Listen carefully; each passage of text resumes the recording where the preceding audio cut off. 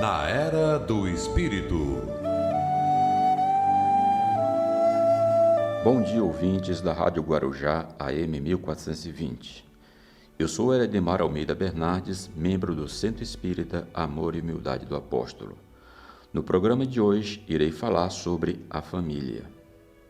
Sempre comento com as pessoas que a internet é algo gigantesco que não pode ser desprezado por ninguém. Pelo contrário, deve ser usada sempre com muito critério e bom proveito. Eu, por exemplo, aproveito sempre o que há de melhor na internet. Ontem, recebi uma dessas mensagens que não podemos deixar de refletir. Era sobre a criança e o espiritismo. Foi editada pela Associação de Divulgadores da Doutrina Espírita de São José do Rio Preto, São Paulo. Diz a mensagem: é incrível como, na maioria das vezes, nós temos uma perspectiva errônea a respeito de nossas crianças. O Espiritismo compreende que a criança é mais que um ser pequeno e indefeso, muito mais que uma pessoa que vai aprender com a idade e ainda mais, que é um reflexo de nós mesmos em forma de miniatura. A doutrina espírita nos esclarece que em cada criança está um espírito que já viveu inúmeras existências. O espírito que habita o corpo do meu filho, por exemplo, pode ser mais antigo que o meu e também muito mais evoluído. Temos que tirar da cabeça que somente porque a criança chega ao mundo, pequena e indefesa fisicamente, ela não tem uma personalidade já formada e definida, muito pelo contrário. Aquele espírito que ali se encontra tem seus valores e seu gênio próprio e demonstra isso cada vez mais. Ela chega pequena e indefesa para que os pais tenham o sentimento de cuidado e carinho ativado pelo instinto de proteção.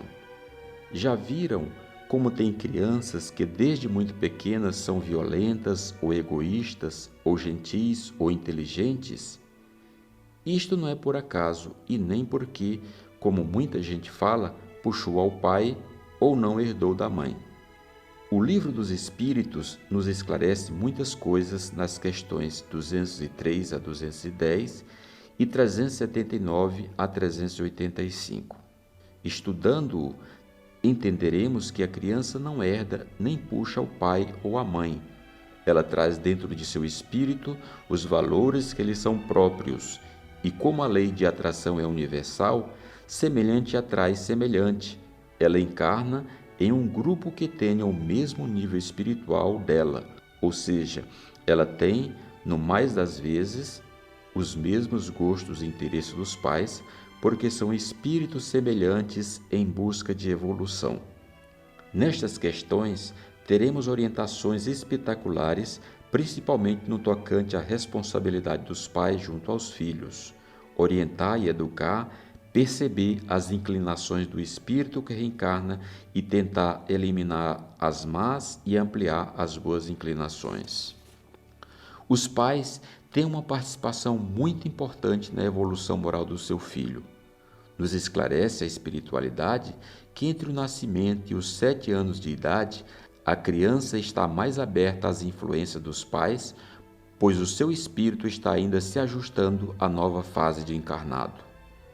É neste período que os pais podem trabalhar com mais sucesso a educação moral que desejam dar ao seu filho. Alguém aí já se perguntou como é importante a educação moral de seu filho? Como é importante ensiná-lo a ser caridoso, paciente, humilde, bom, respeitoso? Isso pode ser conseguido incentivando os bons sentimentos e mostrando que os maus sentimentos são prejudiciais a ele mesmo e ao próximo.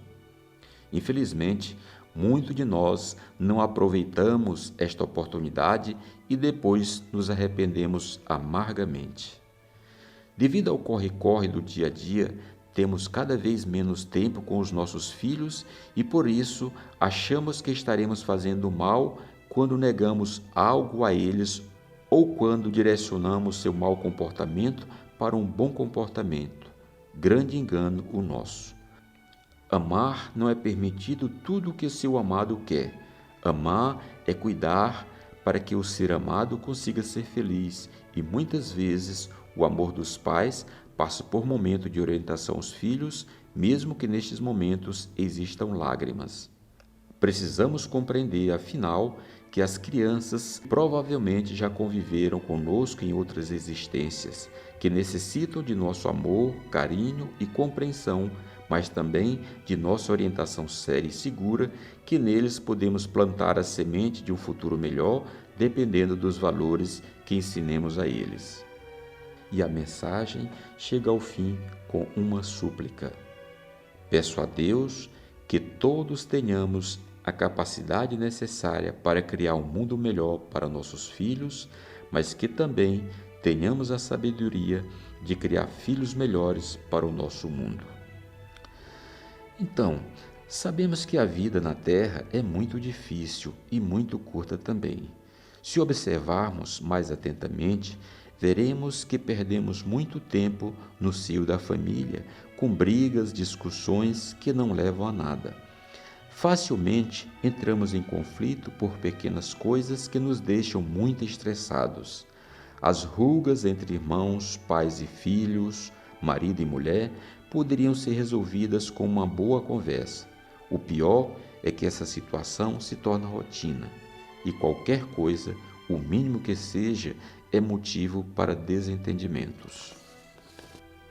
O Espiritismo contribui na reforma das bases do pensamento humano, mostrando ao homem novas esperanças na solução dos problemas de relacionamento entre as pessoas.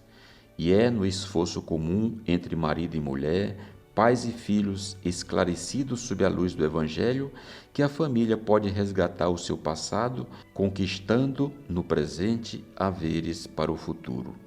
Como experiência própria, eu poderia apontar o Evangelho no lar como uma ótima oportunidade para melhorar o ambiente no lar. A minha família é formada por um grupo de 5 pessoas.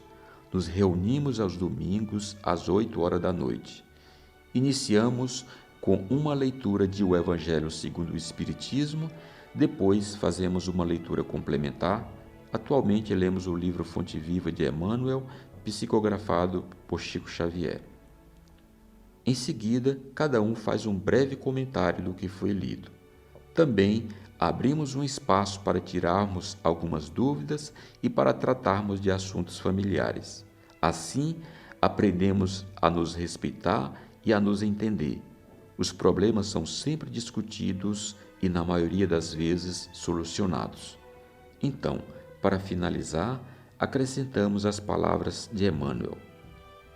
Não podemos perder de vista a função educadora e regenerativa da família. A vida familiar, por esse motivo, é a resultante da conjunção de débitos, situando-nos no plano genético enfermiço que merecemos, à face dos nossos compromissos com o mundo e com a vida. Dessa forma, somos impelidos a padecer o retorno dos nossos reflexos tóxicos através de pessoas de nossa parentela que nos devolvem por aflitivos processos de sofrimento.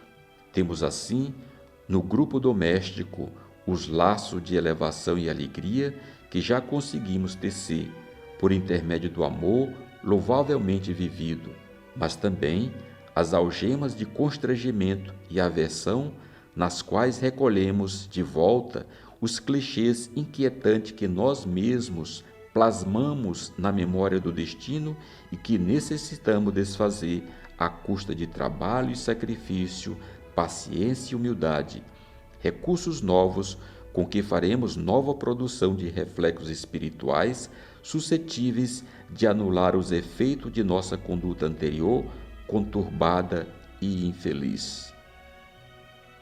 Este programa é de responsabilidade do Centro Espírita Amor e Humildade do Apóstolo.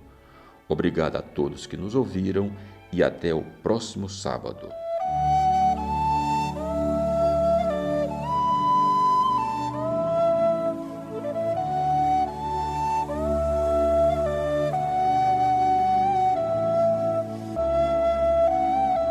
Na Era do Espírito.